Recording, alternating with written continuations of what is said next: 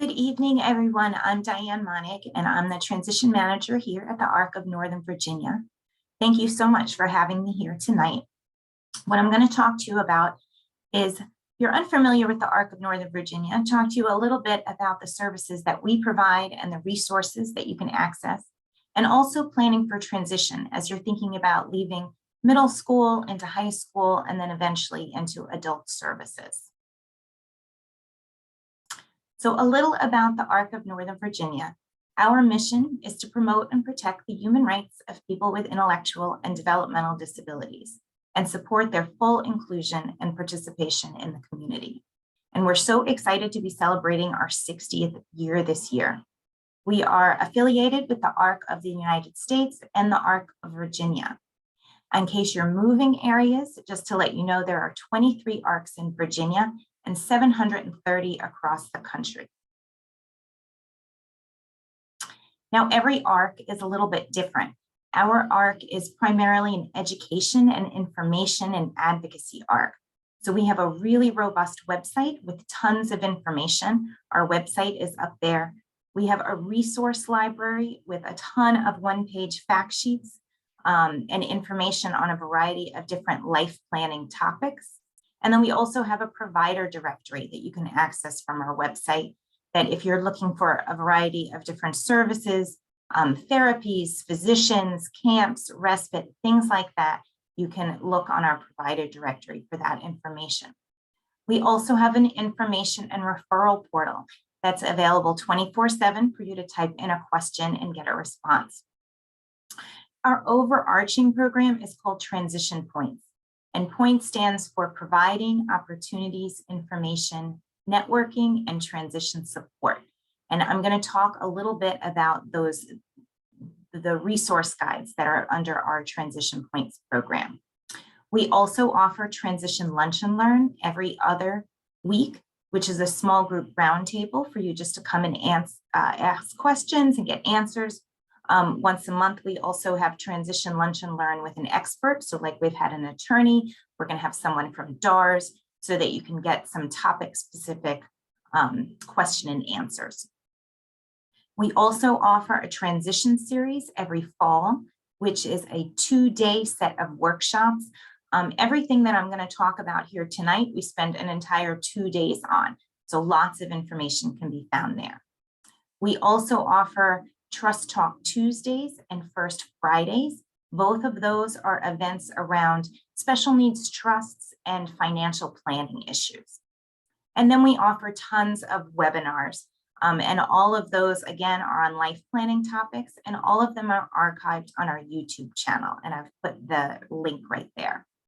And then we also have a resources e-newsletter that you can subscribe to from the very front of our website. And I encourage you to do that to keep up with all the information and happenings that are going on every month. Okay, so I mentioned our Transition Points guides. Transition Points is our overarching program, and these are the 3 guides that you'll find most useful during this transition process. All of these are available to download from our website, and they're also available in 6 languages. So the yellow one there is Securing a Future for Your Child with a Disability. That talks about the transition from school to adult services. And then the green one is Entering the World of Work, which focuses on obviously employment, but also day support services as well as post-secondary options. And then finally, although you're not there yet, but if you want to think about it for the future, that orange one is Finding a Home for Adults with Disabilities. We also provide direct services. We contract with local community services boards and provide support coordination services for people who have a DD waiver. We serve 130 individuals that way. We also manage a special needs trust program, and it's a pooled special needs trust. And we're going to talk more about that in a little bit. And we also do advocacy at both the local and the state level.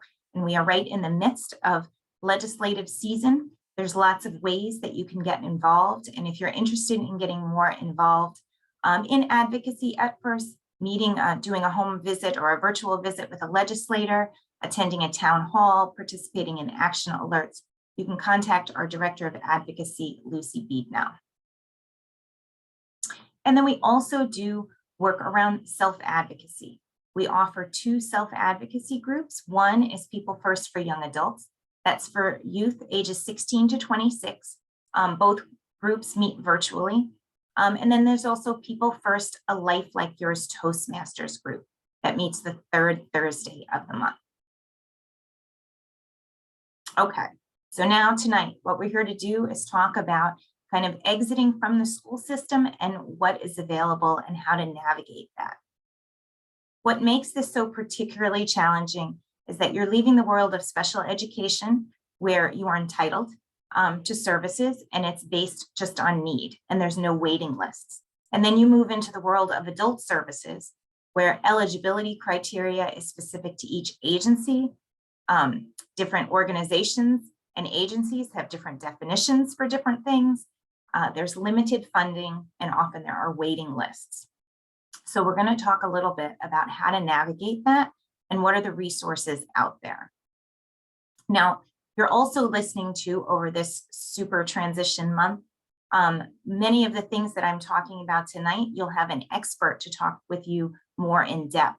I know that there's someone going to be here from the CSB to talk about Medicaid waivers and also someone from DARS to talk more in depth about that. But I'll touch on a little bit of all of that information tonight. So transition planning, some of the things that you want to think about is how are you going to finance these adult services? So there's 2 different ways to look at it. There's public benefits, and these are things that you have to apply. These are benefits that you have to apply for. So these include Medicaid waivers, funding through the Community Services Board, DARS, the Department of Aging and Rehab Services, and then also Social Security. Then you look at how do you finance privately. And you can do that through planning for the future through a special needs trust, and then also ABLE accounts. The other piece that you want to think about is employment and day activities, and we'll talk more about that. And then supporting daily and major life decisions. Lucy is here tonight to discuss that with you.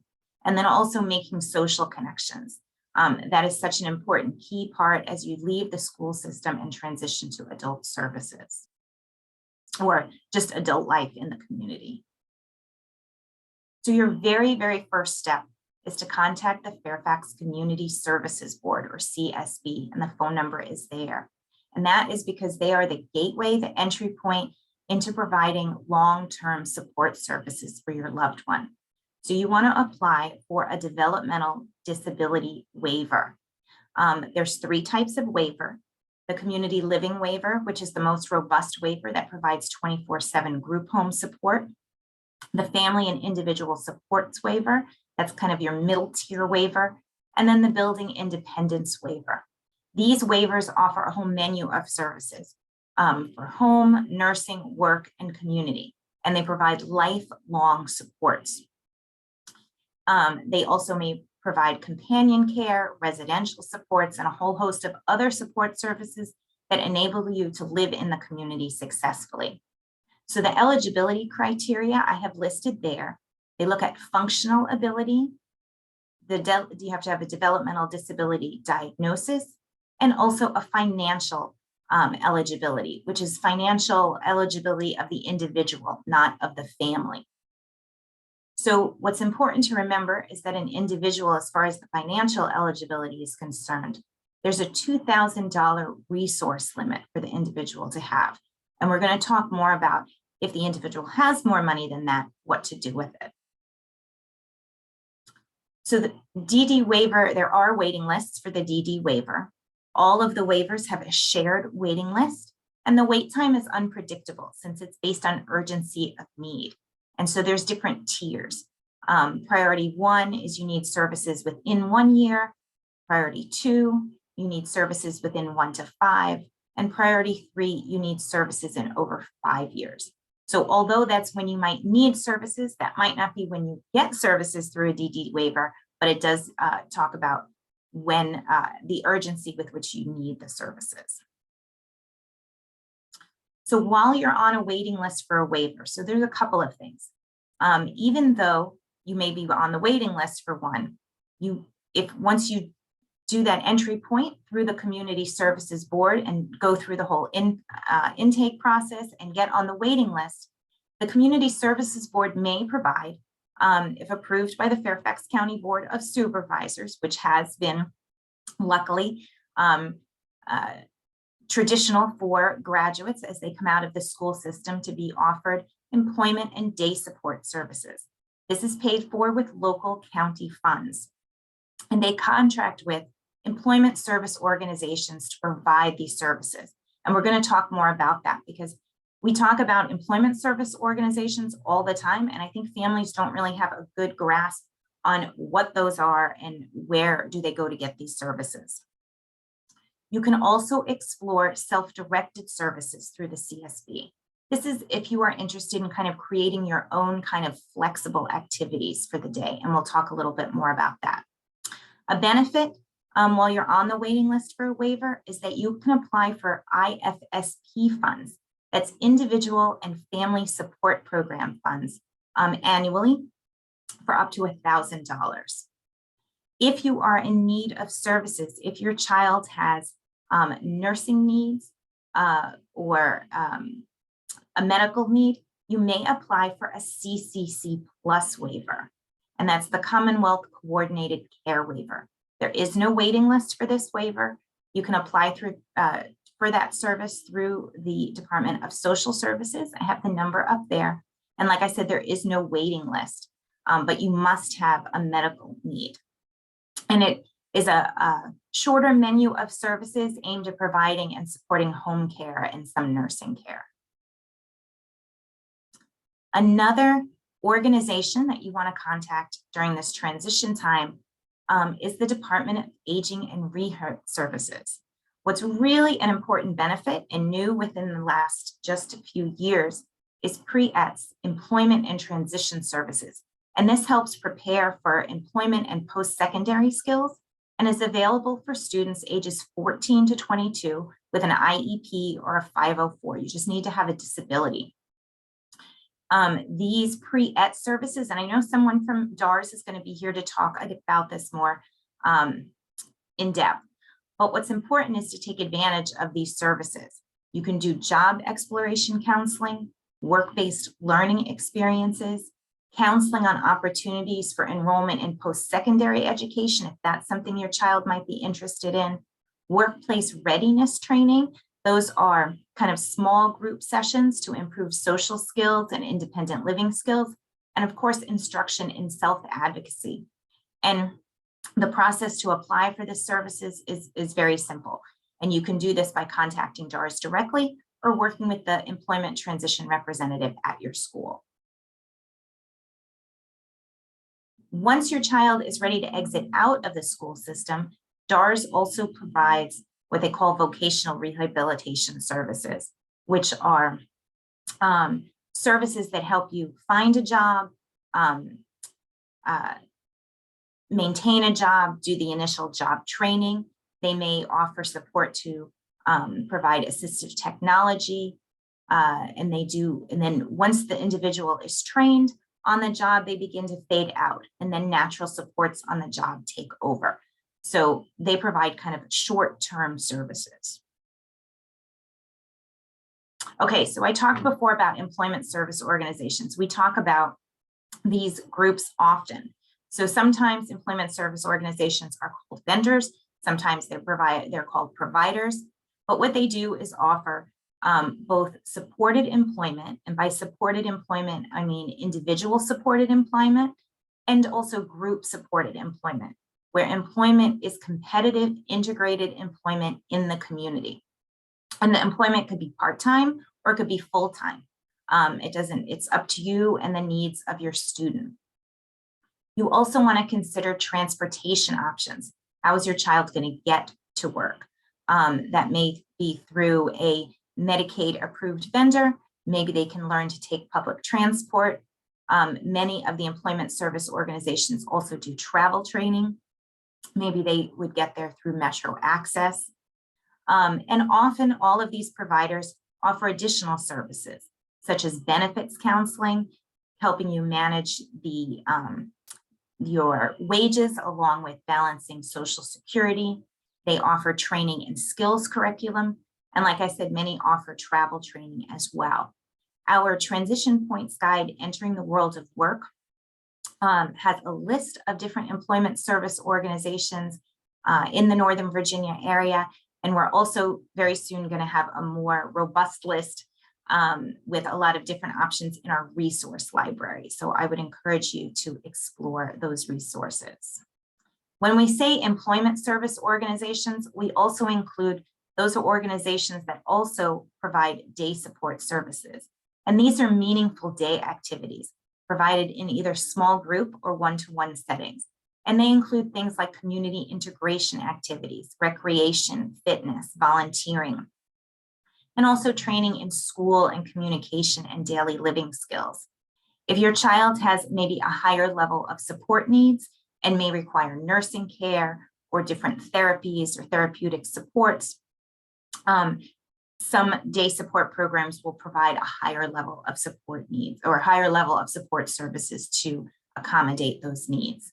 And then some organizations also offer artisan training in things like weaving or bead making, jewelry making, things like that, making soap, which create opportunities for self-employment where the individual can sell those items that they've created for a wage. So the other piece that you want to look at as your child turns 18 and to prepare for is to apply for SSI, or Supplemental Security Income. And SSI is a cash benefit to be used for food and shelter. And right now for 2022, the amount per month is $841. And you're eligible to apply for Social Security once your child turns 18. And right now everything is being done online. So you start the process online, and you must have a resource limit of only $2,000 when you apply. Again, this is for your child. Your adult child at age 18 can only have a resource limit of $2,000. And as I said, the cash benefit is to be used for food and shelter. So one of the things that you need to, during the interview, they will ask you if you charge your child rent. And the answer is definitely yes, because that's what the money is supposed to be used for, food and shelter. And we have a sample room and board agreement on our website that you can modify to your needs. And we also have a lot of information on our website in our resource library on kind of tips and information on how to best apply for Social Security. So when we talk about that resource limit of $2,000, we need to address, what do we do if your child has more than $2,000 in their bank account? So that's when we need to talk about creating a special needs trust. And this is part of your overall estate planning. This allows families to provide for the future of your loved one without jeopardizing public benefits. So there's two types of trusts, a family-funded trust and a self-funded trust. And family-funded is just what that says. That could be money from the family, whether it's through an inheritance or a life insurance policy. A self-funded trust is money that may come to the individual directly, maybe a settlement from an accident, or if they happily win the lottery. That is money that you might put into a self-funded trust. And funds from a special needs trust can pay for any life-enhancing expenditure, any type of things that you spend money on your child now, an S&T can pay for in the future. We at the ARC of Northern Virginia operate what's called a pooled special needs trust program, which means that the money is pooled together for investment purposes, but everyone has their own account within that. And so to learn more about our special needs trust program, you can come to a Trust Talk Tuesday, which is a small group kind of roundtable offered every other week to learn more. We also do sessions throughout the month to learn more, or you can come for a free consultation. S&Ts can also be established with an attorney or a bank, or like I said, the ARC of Northern Virginia. Another way to save money if you have more than $2,000 in your bank account is to open up an ABLE account. And ABLE stands for Achieving a Better Life Experience. And this allows states, and in Virginia, it's called ABLE Now. It's a Virginia 529 savings account. You open it up all online. It's very affordable, but payments must be used to pay for qualified disability expenses. And that means things somehow related to the disability. So it could be things for education, transportation, assistive technology, employment training, a whole host of things. You couldn't use an ABLE account to pay for a vacation, but you could use it to pay for maybe a personal care attendant to go with you on vacation. So, but the ABLE account has some limits in that you can only put $16,000 per year in an ABLE account. And the first $100,000 in an ABLE account is not considered income for SSI purposes. Whereas in a special needs trust, you can have you can put as much money as you want in there per year, and there's no limit to how much you can have in a trust that would be considered income for SSI. And I mentioned this a little bit before. Obviously, during this time, you want to think about, as your child starts to become an adult, how are they going to get around? So you want to apply for a Metro Disability ID card so that you can receive reduced fare, and also applied for Metro Access, which is a paratransit door-to-door service. I put the website of WMATA there. You can download an application. We also offer, the ARC of Northern Virginia also offers an app called TravelMate. We also have another one called EmployMate. And these are apps that help you to do travel training and also improve your on-the-job skills. And if you're interested in learning more about that, I'm happy to share that information with you. And then I mentioned before how important it is to be connected to your community once you leave the school system. And all of these that I have listed here are organizations that you don't have to wait until you get out of school to access. Many of them are available for youth while they're still in school and also as young adults. We have a more comprehensive list in our resource library, so feel free to access that. And then I just wanted to share these additional resources with you. The ARC, that's the National ARC, the ARC of the US, has a really great website. It's called the ARC Center for Future Planning. And as you're thinking about what the future will look like for your child, the ARC Center for Future Planning lets you kind of create a document that gets stored in the cloud to help you think through the different aspects of your child's life, from work to social, to the community, to employment, to education, and helps you think through all those things and document that. And it's stored up in the cloud so you can document it as you need to and update it as necessary. Some other options here for resources are the Center on Transition Innovations and also the National Parent Resource Center on Transition and Employment. Both offer helpful tools as you're kind of going through this process. And finally, there's my contact information. I know this was a ton of information in just a very short amount of time, and I know that this whole process is overwhelming. So please feel free to reach out with any questions. We are happy to help. So again, thank you so much for having me here tonight. I look forward to talking with you.